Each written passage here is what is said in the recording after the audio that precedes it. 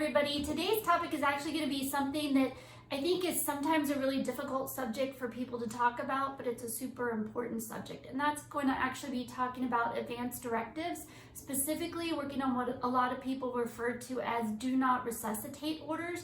And so our guest today is Janine Petrie. So I've known Janine for a really long time.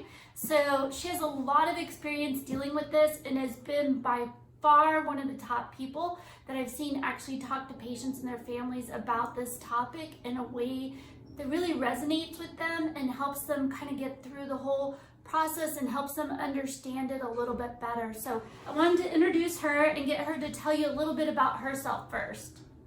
Hi, I'm Janine Petrie, and I've been in healthcare for a long time. Actually started here in San Antonio in a nursing facility back in 1994. Over the course of my time here, I've worked in nursing facilities, home health, hospice, and I think it's really the hospice piece where I felt that I fit, and I feel that that's where I learned to speak and have the language that would be maybe not so devastating for families. I think when you talk about advanced directives, people start zoning out, their eyes roll back in their head. And I think it really is about how it's presented to them, helping people to understand that it's just part of life. The whole decision about advanced directives and specifically DNRs, or as you said earlier, A&Ds, allow natural death.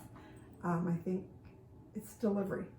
Well, and I think it's not really a part of our culture or vernacular to be talking about these things on an everyday basis. And I think a lot of people maybe feel like if they talk about them, then they're assuming somebody is going to be passing or going on. It's a subject they don't want to think about or a topic they don't want to think about. And so I wanted to become an easier part of people's conversations. And I have this conversation a lot with patients, even in the outpatient clinic, to say there are a lot of issues that come up that I think these conversations really need to be had before they have to be had. Thank you. Yes. I agree. And so, and what I tend to tell a lot of patients is now's the time to be talking, identifying, first of all, is it your spouse who's going to be your decision maker, your children? And you always need to have a backup. So if something happens, if you and your spouse are in an accident, is it going to be your child or who? And I said, having these open conversations, I think people can think of it as being morbid, but I think of it as being more proactive, because you definitely don't want to have something done to you that you don't want done against your wishes, one. Right. Two, I also tell people that if you aren't having a conversation with everybody in your support system, that it puts that one decision maker in a very precarious situation at times. Uncomfortable because maybe they knew what your wishes were. And the example I usually give patients is feeding tubes are a very common thing that people can have at the end of life, because they start to develop issues with swallowing, and maybe they're doing what we call aspirating, which can lead to pneumonia. But basically just means that fluids or liquids or even food is going into their lungs instead of into their stomach. And that's very common. One of the recommendations can be for a feeding tube, and some people will say, I don't want that. I'm one of those people. If I can't taste my food, if I have to be around people who are eating, I want to be able to eat and enjoy it, because food is such a part of our lives, right? We celebrate with food, we mourn with food, so much of it's that. So I always use that example and say, but if I communicate that to my partner or my spouse, but then something happens to them, or say my son is my decision maker and I communicate that to him, but my daughter didn't know that was my decision, it can put him in a bad spot, because then she may think, oh, I want my mom to have this because I would want it personally. And because she didn't know, you didn't share that information. Right. So I think being very candid and upfront with these conversations, and you know, I always tell people you have to be prepared for the unexpected. So just because you're in your 30s or 40s doesn't mean it's not the time to have those conversations.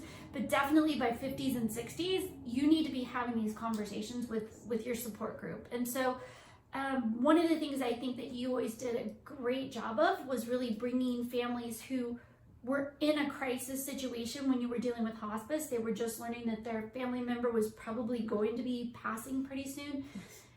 Trying to explain to them what a do not resuscitate was, And like you said, I always like to use allow natural death. I've found in working with patients, we use them interchangeably a lot of times. I think that when we say do not, people automatically assume that's a negative thing. And you're taking something away from them that they might want or that they should have. Right. Where allow natural death is more, it sounds, okay, I'm allowing something, which I think has a more positive connotation to it. Agree. So, but why don't you talk a little bit about the DNR process and what it can or cannot involve? Because it doesn't just involve chest compressions. It can involve a multitude of things. And you can be very specific on what you want, what you don't want. So I think early on, as you're saying, having those conversations about advanced directives and do not resuscitate or A&Ds, I think is important because it takes the edge off of the decision when the decision time comes, as you stated. Part of that is talking exactly about, so what is a DNR? When you say do not resuscitate, because we do have to say that's what the form says. Right. So we have to use those words to help explain. But I think making sure that you have built a relationship with your audience, whoever that might be. It may be the patient alone. It may be family, friends. And making sure that you're understanding their culture, their language, so that you can speak in a way that makes sense for them. If you speak above them, then you've lost them. If you speak below them, you've insulted them. So helping them to understand that DNR means that extraordinary measures aren't going to be taken. This doesn't mean we're taking something away. Right. Like do not. It means that if things have changed in someone's life, and they are no longer breathing, if their heart is no longer beating, then we're not going to begin extraordinary measures to try to get them breathing again, to try and get their heart beating. Because in fact, some of the efforts that may be taken to restart someone's heart or to restart them breathing are devastating. I've seen patients that ended up having to be thrown to the floor. They didn't have a DNR. And so EMS gets you in a position to restart your heart, restart your breathing. They're going to pull you to the floor, rip open your clothes, and they're going to begin chest compressions or whatever may be necessary. It could be chemical. It could be physical. The defibrillators are a big thing now. Oh, you see them in all the shows, right? In all the shows, and you see it at the airport and stuff. And so that is actually a device that's put on the chest that actually gives shocks to try and restart the heart. Chest compressions are typically done before that device is put on, and then the device is put on. They have them at swimming pools, malls, so they become more commonplace than they ever have been before. And that can be frightening because they have become so commonplace that in fact people think it's a normal part of, well, let's just put those paddles on them and it'll bring them back to life. We see it in television shows, and it gives a very romanticized almost? Yes. And false spin on what it is to be brought back from the brink of, or to be brought back from death. Well, and I think one of the things we need to make clear too is I think a lot of TV shows generally show that someone can be brought back. The good outcomes. The good outcomes. Number one, it is not guaranteed that even if they put the defibrillator on you or they're doing the chest compressions, that they will be able to obtain a pulse again. So that is not a guarantee. And then the repercussions of what happens from the length of time that your brain has been without oxygen can be devastating to someone. And I think one of the issues, you were dealing a lot with patients that were quite elderly when you were working with hospice. Some were younger, but I think, I don't want to say it's a game changer, but it's definitely a mindset changer when you're talking about someone who's 30 years old who's found unresponsive, maybe from an overdose of medication or something, versus someone who's 98 and found in a nursing home who's been down for we don't know how long at that point. So well, and as younger, stronger individuals, then our bodies are better able to withstand some of the trauma that comes along with chest compressions and the defibrillation. Right. So, I mean, I know you've seen, and I haven't actually seen it, but I have heard some of the stories about what happens to people that probably shouldn't have been, that process should not have been started. It can cause broken ribs, crushed organs. Well, and those who do come back with the anoxic brain injuries, Yes. we have in the nursing homes patients that are in their 30s, 40s, who have no use of their arms, their legs, and they really can't speak, they can't feed themselves any longer, they're incontinent, which means they don't have control of their bowels or their urine any longer, and so it can be a devastating experience. And so that's why I think it's important to have these conversations with your family and discuss what are your wants and desires, because I also don't know that a lot of people realize, but whenever medical staff comes to what we consider who's the power of attorney, if someone's designated, if there isn't, then there's actually a standard that we can go by in Texas, and each state identifies who that is. But one of the things is, I think a lot of times people get confused on their desires versus the patient's desires. And so if you're actually acting as a power of attorney for a patient, you're supposed to be conveying that patient's wishes, Whether or not it agrees with you or not, yes. versus a guardian, which we'll have a whole different conversation talking about guardianships on another little interview that we're doing. But with guardianships, a guardian does not have to make a decision based on the patient's wishes. They can make it what they feel like is in the best Ethical. interest of the patient, or ethically, or based on advice that they're getting.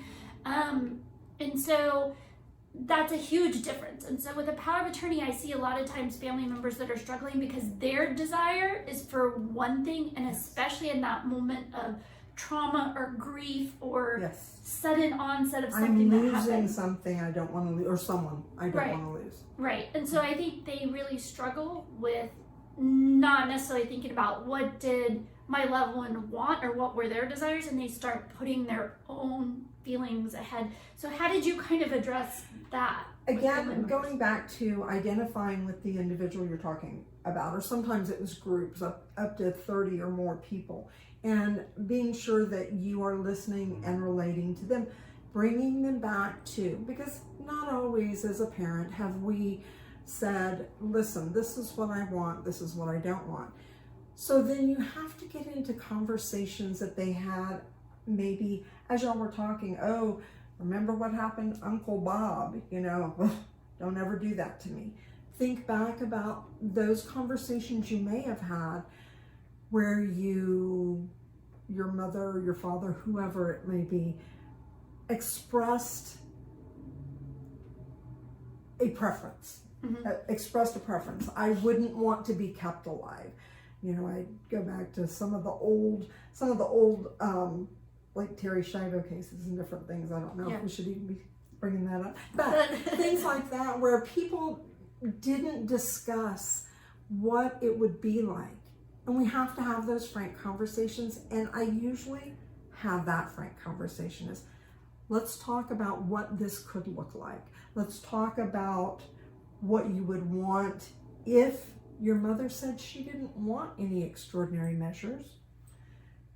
And that beginning chest compressions, defibrillation, any of those things could lead down a path that was not pretty. Right. Is that what you would want for your mom?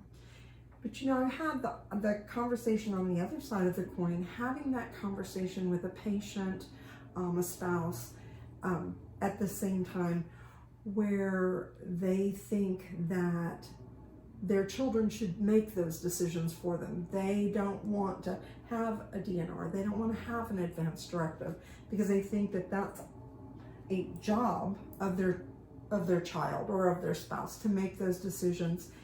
When in fact, I think that when you make those decisions ahead of time, you've given a gift to those people around you that you love.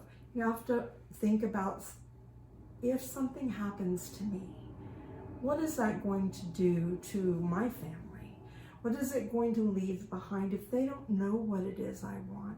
So the sooner we can get to patients themselves and or patients and spouse, I think that we have a better opportunity to say, what do you want the rest of your life to look like? And at what point in time?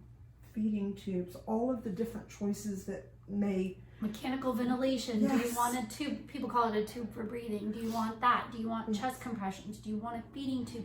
So kind of going through all those things. And I think since we're specifically focusing on kind of long-term care and post-acute space, when you are putting a loved one into a nursing home or in a rehab facility, definitely those are times to have those conversations to make sure the forms are signed. Yes. At any time though, you can go to an attorney. There are a lot of estate planning attorneys who will work on wills with you, and as part of your will will do these forms and outline exactly what your desires are or are not. And so those forms can be filled out ahead of time. It's important if they are that your loved ones know where you're keeping them. Oh my gosh, yes. and that they know what you want, because going back to that, I have talked with families after someone is no longer able to communicate their needs, and they ask their neighbor across the street, who was their best friend for many years, to be their power of attorney, and the family is devastated. And it sets up something that you referred to earlier. It sets up an very uncomfortable process that ultimately predates death, and also starts the grieving process earlier. There's no need for any of that. But I think it also sets up, we've seen lots of times where it's caused some family dynamics that in a time of grief, instead of the family coming together, it's actually put up barriers and caused them to kind of fall apart at a time where that didn't need to be the case. Right. And so you want to spend that time grieving appropriately if you're going to lose someone, or even prior to losing them. Having all of those things in place, then you can spend that time loving them. Right. And I think that's what we would all want for ourselves, as well as someone we may love. Right. And I think one of the big tragedies that I've seen in the past is someone actually has a do not resuscitate. It's signed, but they don't get a copy to the facility. Yes. And legally, if they don't have that on there, the facility has to resuscitate them. So someone who didn't want to be resuscitated is then resuscitated. And so we've both seen that happen. Oh, yes. So, and the forms I have seen in the past, so if the forms are not filled out correctly, that is also an issue. So that's why I said you might want to get an attorney to help you with them. There are specialists at the facilities. Who would they go to at the nursing homes to talk to? Typically, you would go to the social worker. I think, unfortunately, I've seen too many well-meaning employees at long-term care facilities that really want to do the right thing, and unfortunately don't recognize that a signature in the wrong place, or no witnesses, or witnesses when it's two doctors, that there are some nuances that once overlooked can void that. Right. And I think a lot of people aren't aware too. Back a couple of years ago, it was fairly common if somebody was in the hospital and we couldn't readily identify a power of attorney, and two doctors felt that it was medically futile, that the patient, that heroic effort shouldn't be made on the patient, wasn't in the patient's best interest, then they could both sign the do not resuscitate and it would stand. That is very frowned upon now. It's very difficult to get that to happen. So, and to find physicians who might want to put their signature on right, that to document. find we've had these conversations so at length. Yes. So and it's really difficult on patients who don't have any family involved at all.